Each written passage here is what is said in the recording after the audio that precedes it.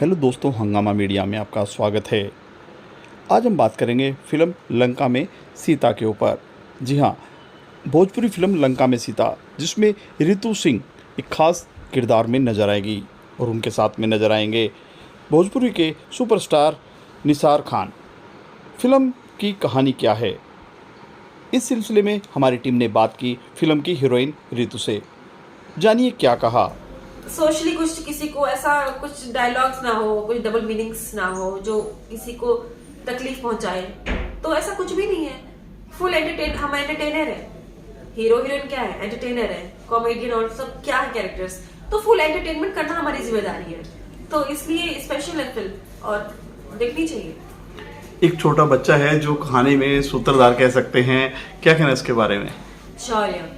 शौर्य के लिए मैं स्पेशली बोलना चाहूंगी कि वो छोटा रावण है और समझ लीजिए कि वो विलन का बाप है और उसने करा भी बहुत अच्छा है। इज वेरी गुड एक्टर और उसे मिलना चाहिए फिल्म में। उसे बहुत अच्छे बच्चे को अच्छी शुरुआत, एक टर्नओवर मिलना चाहिए। तो ये फिल्म आपके लिए कितना मील का पत्थर साबित होगी? बहुत बड़ी इवन एक ऐसे किरदार की मतलब एक एक्ट्रेस तरसती है कि फीमेल ओरिएंटेड फिल्म बने और ये कहीं ना कहीं कह सकते हैं कि फीमेल ओरिएंटेड है, नारी प्रधान फिल्म है। तो आई एम सो लकी कि एक एक्ट्रेस होने के नाते मेरे करियर के लिए बहुत इंपॉर्टेंट फिल्म हो जाएगी। मुंबई माया नगरी है, हर कोई अपना लक आजमाने आता है, हर किसी का स्ट्रगल होता है कहीं ना कहीं, बड़े स्टार।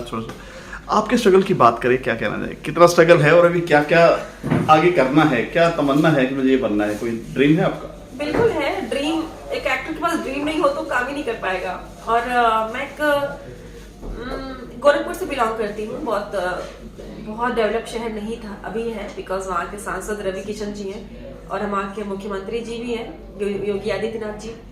तो अब भी डेवलप है। मैं कहती हैं बच्चे आजकल के बहुत लकी हो वहाँ के, बहुत सुविधा और बहुत अभी फिल्म वहाँ पे शूट भी हो रही है। साउथ फिल्म शूट हो रही है ओवरऑल, भोजपुरी, साउथ, 5 ऐसे रीजनल लैंग्वेजेस में। तो they are so lucky. But देखा जाए तो मैं जब वहां से निकली थी तो वहाँ पे कुछ भी नहीं था थिएटर के अलावा। उन जन को मैं दिल से धन्यवाद देना हर घड़ी चाहूंगी जिन्होंने मुझे सपोर्ट किया और मैंने मेहनत करा। श्री नारायण पांडे जी जो अभी थिएटर चलाते थे, बच्चे आज भी वहाँ पे हैं और मैं उनकी शायद आइडल मानते हैं मुझे। थैंक यू सो मच सभी को। और मैंने 1 साल वहाँ पे थिएटर किया, नुक्कड़ नाटक से लेके सारे प्लेस करे। कृष्ण गोपाल दादा, किंग ऑडिपस प्ले करा, मेरा जीवन का पहला प्ले था। उसके बाद मैंने भारतीय नाट्य अकेडमी ज्वाइन करा क्योंकि वहाँ पे निकलने का कोई माध्यम ही नहीं था। स्ट्रगल टाइम की मैं छोटी सी बात बताऊं कि मुंबई में जाऊं तो जाऊं कैसे, तो मेरा एक्टिंग का भी फोकस नहीं था। लेकिन थिएटर ज्वाइन किया तो मैं एक्टिंग थोड़ी अच्छी कर लेती थी। उन लोगों का कहना था कि मुझे और सीखना चाहिए, तो अकेडमी ज्वाइन करा, वहां से डिप्लोमा करा। फिर वहीं से मुझे पहली फिल्म मुझे ऑफर हुई सपेरा, जिनको एक नया चेहरा चाहिए था पवन जी के अपोजिट। तो मैंने पवन जी को मैं जानती थी, सभी जानते थे, मैंने फट से हाँ बोल दिया और वहां से मेडिकल लेके गई थी।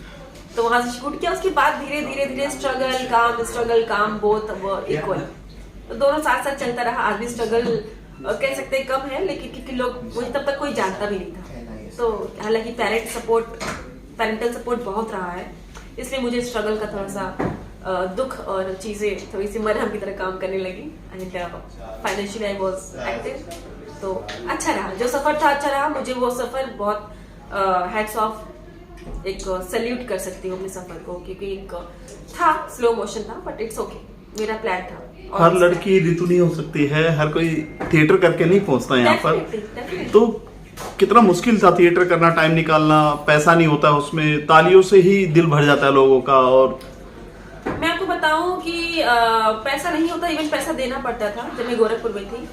और हाँ, जो भी फीस था देना भी चाहिए। बट मैं स्कॉलरशिप में, मेरा डिप्लोमा में हुआ था, मुझे खुद स्कॉलरशिप में हुआ था चयन, और ऑल ओवर इंडिया से वहाँ 20 बच्चों का सिलेक्शन होता था। तो वो होना ही, क्योंकि स्टेप बाय स्टेप आप चढ़ते हो तो आपके लिए, क्योंकि कुआं जितना बड़ा होगा वो लगेगा कि वही दुनिया है, वही दुनिया है। उससे आगे बॉम्बे तो था, लेकिन उस चीज को एक एक करके आप पास करना, आपको उसको जाना, उसकी जिम्मेदारी को निभाना, वो भी एक बड़ा टास्क होता था। छोटी चीज नहीं थी। अभी के लिए लगता है छोटी चीज है, लेकिन तब हम जब कुछ दुनिया देखे नहीं है तो बड़ी चीजें हैं। टास्क कंप्लीट कर करके बॉलीवुड में तो काफी सारे लोग हैं जो थिएटर से आए हैं। भोजपुरी में बहुत ही मतलब कम लोग हैं, तो कितना प्राउड फील करते हो कि मैं करके आई हूँ, कोर्स करके आई हूँ और मैं हर चीज़ से निकले हैं हम? हाँ, प्राउड फील होता है। और उनको भी, सबके अपने अलग किरदार है, अलग स्टोरी है।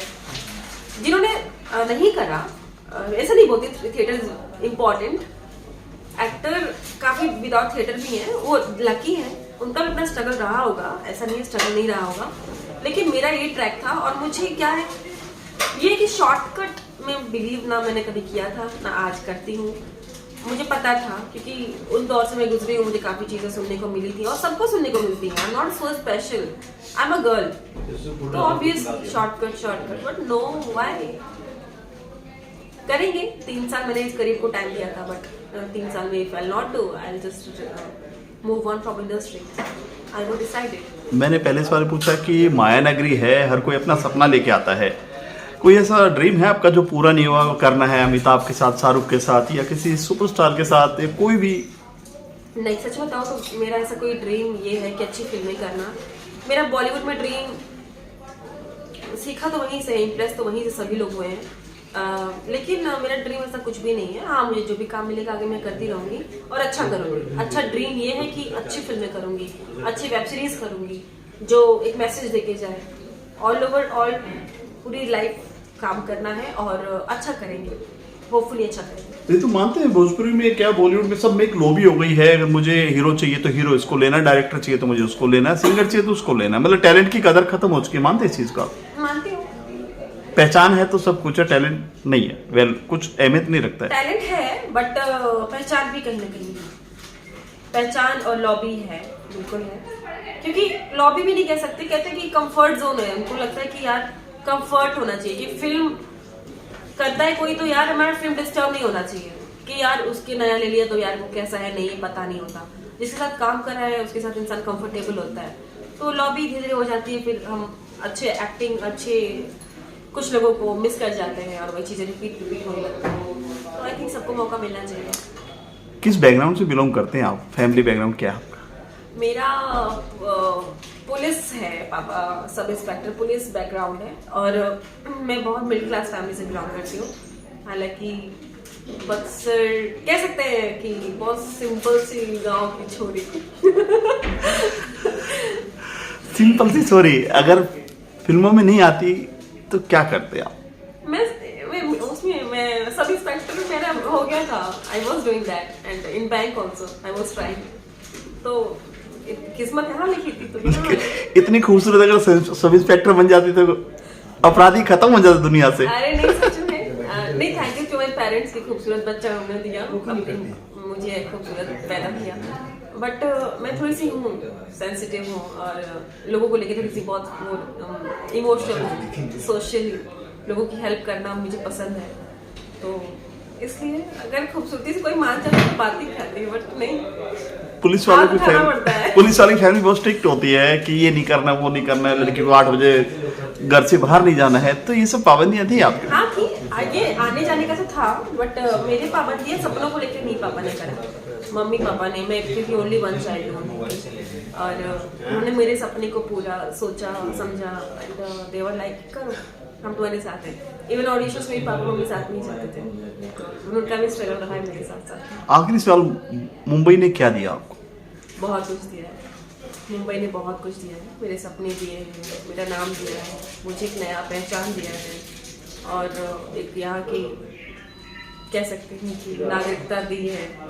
तो मुंबई तो सपनों की नगरी है, मुंबई देवी सबको जिसको चाहे बुला ले, जिसको चाहे बेड़ा प्यार कर ले। तो मुझे भी ये सब चीज़ों में मुंबई में जिसका थोड़ा सा भी नाम हो गया समझिए कि अब सफल। थैंक यू आपसे बात करने के लिए।